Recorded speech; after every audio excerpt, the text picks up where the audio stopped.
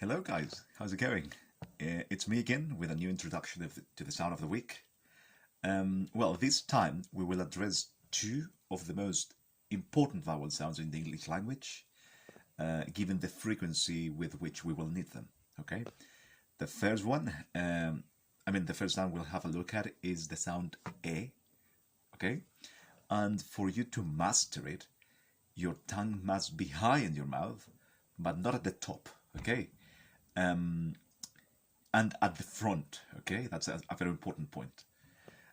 Your lips must be stretched out, but not smiling.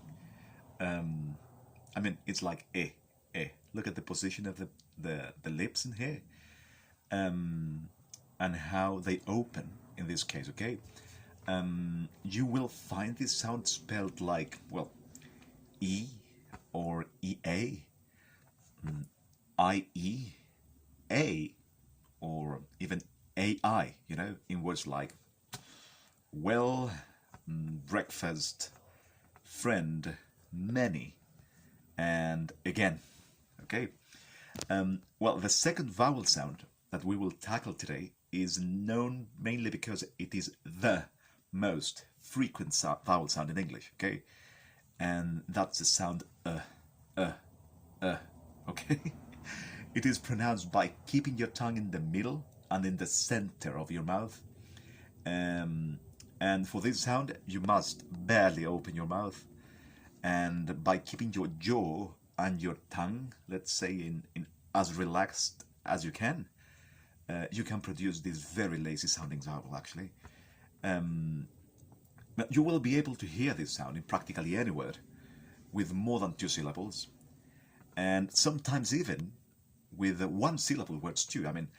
As far as they are said in connected speech and not in isolation.